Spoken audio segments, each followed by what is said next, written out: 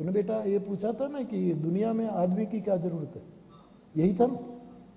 उसने मुझे पूछा कि बापू ये परमात्मा ने दुनिया तो बनाई, लेकिन इसमें आदमी की क्या जरूरत थी।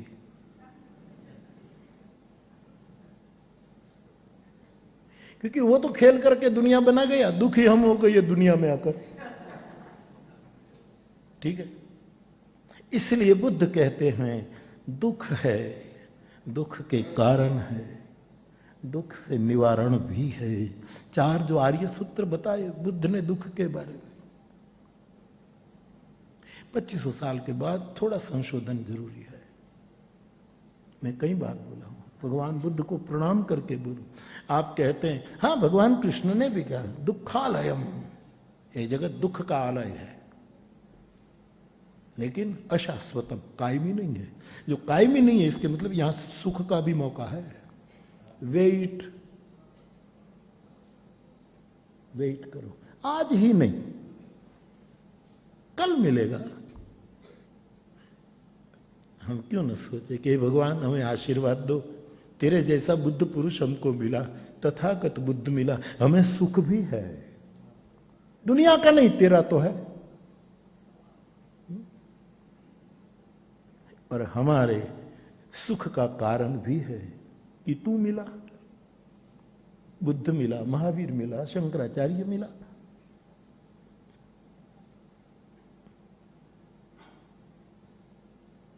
और एक समय ऐसा आएगा कि जब निर्वाण की ओर आदमी जाएगा तो हम सुख से भी मुक्त हो जाएंगे स्वाभाविक, या तो सुख दुख में सम हो जाएंगे।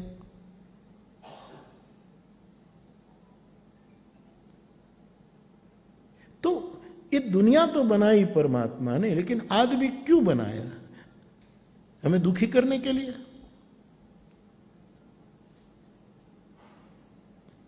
ब्रह्म सूत्र में भगवान वेद व्यास कहते हैं उसकी एक आदत है, जिसको आप परमात्मा को, राम कहो, कृष्ण कहो, बुद्ध, जो कहना चाहिए,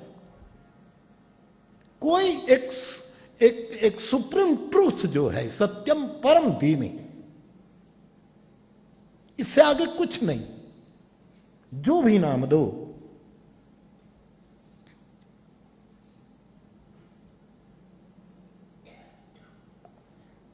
उसकी एक अच्छी या बुरी आदत समझो, वो अकेला नहीं रह सकता।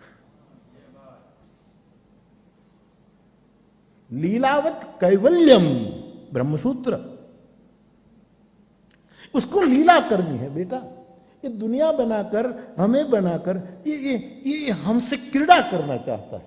बच्चा पढ़ो, खेलो, नीति से, ईमानदार से आगे बढ़ो, तुम्हारे पास अधिक हो तो बांटो, तुम मुस्कुराओ, तुम किसी के आंसू पोंछो, ये तुम मेरे साथ क्रीड़ा करो। करुणा से क्रीड़ा करना, दूसरे के आंसू पोंछना, सत्य के साथ क्रीड़ा करना, कि सत्य के मार्ग पर अनजान लोगों को लिए चलना, मुस्कुरा कर, विनम्रता से।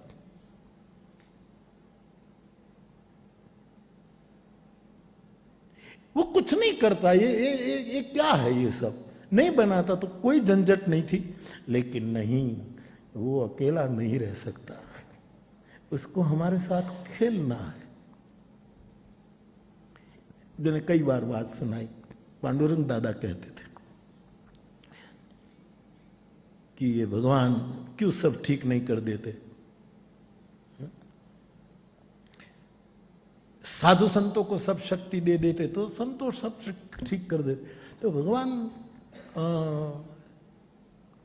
साधु संतों को पूरी वो क्यों नहीं देते, सुधारकों को पूरी क्षमता क्यों नहीं देते?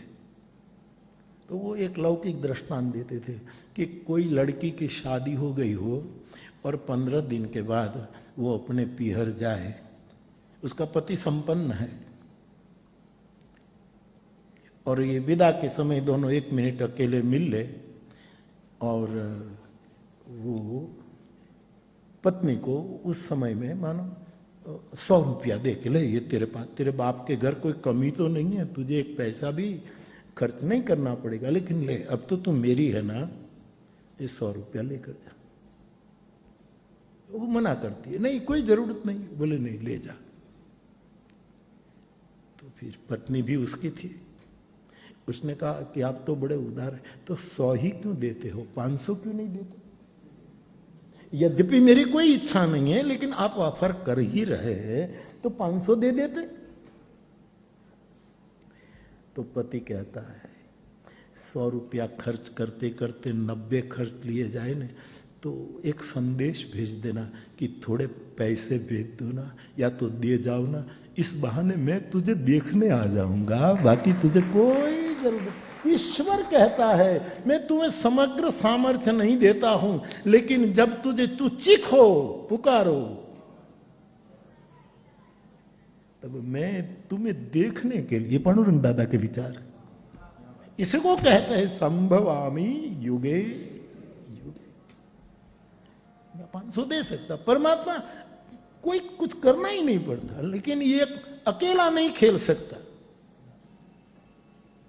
ये तो दुनिया बना करके क्यों हमको आदमी को ये पूछा, तो मुझे, मैं स्कूल में पढ़ाता था, वो एक बात याद आ गई हरीश भाई। मैं जब स्कूल में था तो हम विद्यार्थी को सिखाते थे कि ज्ञान देते थे और कहें कि इसमें, तो विद्यार्थी खेलते थे, दीवार पर लगाओ, आए फिर पकड़ लो, फिर फेंको, फिर पकड़ लो, फिर फेंको। एक विद्यार्थी ने मुझे पूछा कि फेंकना है तो पकड़ना क्यों, और पकड़ना है तो फेंकना क्यों? भगवान कहते हैं न कुछ पकड़ना है न कुछ फेंकना है, मौज करो, आनंद करो। ये तो मेरा अनुभव है, इतना अनुभव है। तो अरे बड़े बड़े लोग भी कभी, हम भी कमरे में नहीं लोग फेंके, कोई लेवा दे, कोई कारण नहीं बनता। और फेंकना है तो पकड़ना क्यों, पकड़ना है तो फिर फेंकना क्यों? मजा आता है यहां, और कुछ नहीं, मजा करो, मौज करो। आनंदो ब्रह्मेति विजानात्, आनंदो ब्रह्मेति विजानात्।